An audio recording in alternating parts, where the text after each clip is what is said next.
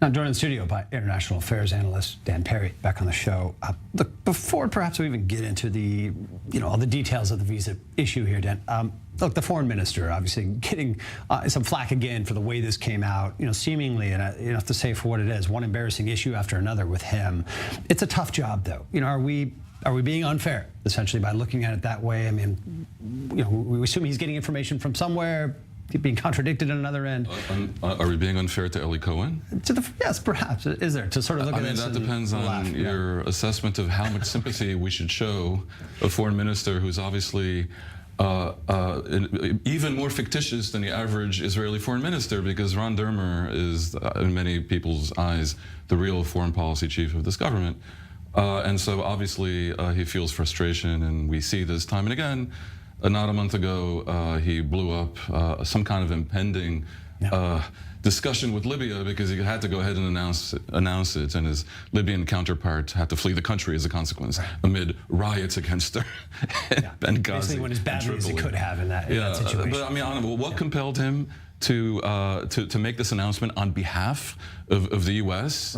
is really an issue for psychologists more than television studios. I think, and you say you talk about Ron Dermer, but I think for many years under Prime Minister Netanyahu, very strategic, foreign relations have been managed by the Prime Minister's office, not the Ministry of Foreign Affairs, to the chagrin of many. To be fair, it is historical. I mean, Israeli foreign ministers have.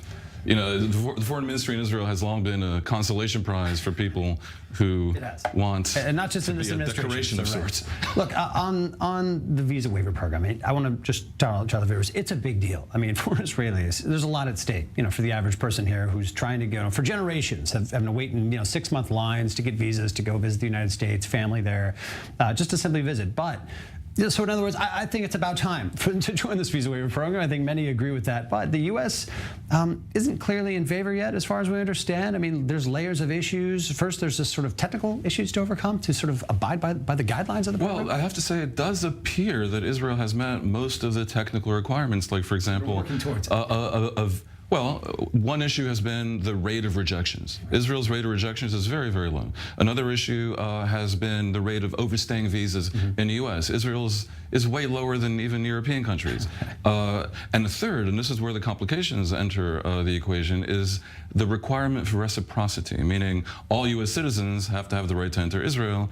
This attaches to Israel's very odd situation on planet Earth, where it controls considerable territories containing millions of people that aren't really part of the country. So entering Israel is also to enter that netherworld of the West Bank and also Gaza. Complicated. What to do? And a lot of them carrying American citizenship. Palestinian Americans who might be suspect in the eyes of Israeli security would theoretically have the right to enter Israel, and that has held things up. Although, realistically, given the Fort Knox level of security at Ben Gurion Airport and the strength of that has ensnared many of unsuspecting foreign investor in Israel, and in general the strength of the Shin Bet to cross the territory controlled by Israel, I don't think it's such a security risk. And yeah, I mean, Israel's met all the requirements. The country's been moving towards, so trying to get over that. Look, there's a political layer. I don't know how big the number of Democrats is right now, but I know there have been prominent voices from Congress in particular arguing that now is not the right time for the Biden administration to sort of, as they put it, reward this Israeli government, a government that they don't like, with such a major diplomatic achievement. How deep do you see that barrier? It's a big deal because not always does what appears in public conform to the reality. The reality, under normal circumstances, are that this is more or less an autopilot, and the conditions have been met. Israel's per capita GDP, among other things, and its closeness to the U.S., all almost preordained that it should be. It should not even be the 41st country. It should have been among the first. Yeah, it does feel like a slight that's gone on for a long time. To a certain extent, it is autopilot, and the administration has very little to do with it other than technical determinations of whether Israel has met the conditions. On the other hand, could the Biden administration not have stopped it with some excuse had they wanted to prevent Netanyahu from being able to present it falsely as a diplomatic victory? That's an open question. Where does this go? I mean, I've heard different opinions on this. Where does it go? I mean, first of all, it sounds like you think it will happen. I mean, talking about being on autopilot, so you're optimistic that this will, get included in this program with the U.S. I'll tell you what makes me think that Biden will not take the extraordinary step of actually trying to interfere with the process that should be pretty much done and dusted at this point. And that is that he was very nice to Netanyahu during his stay in the U.S. That's a big question. What does it say didn't about have the to be wider, that wider nice. U.S.-Israel ties right now? Does this fit in the picture? Is it something we should assess as a sign of things? You know, it would appear, if there is method to the madness, that Biden thinks the Saudi deal is attainable enough that he's willing to be nice to a government that I'm sure he finds anathema in almost every other way that relates to shared values. Now, is it true, as Tom Friedman has been arguing, that behind the scenes, Biden slipped a little piece of paper with a homework assignment into Netanyahu's pocket, unseen by the audience?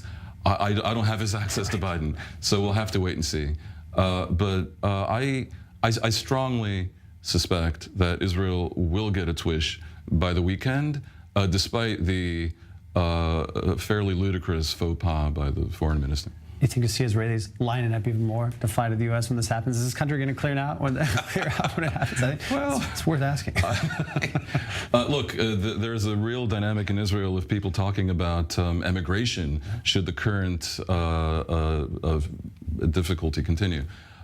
This doesn't resolve that. This is a quickie visa with an online form that you fill for 3 months, under the assumption that almost no one will overstay that 3 months. And if you want to stay longer, the old process remains. Okay. So for immigrants, this is not a solution quite yet. Well, it's certainly a fascinating development. Again, I come back to my opening of this. It is a big deal. It stands to really change lives and ease the lives. It's and great for travel Israelis and great for Palestinian Americans. And it's about time. No question Absolutely. about that. Dan Perry, thanks for being with us. A lot Always a of pleasure. interesting background, intriguing layers to this. We'll keep our eye on it here. Thank you.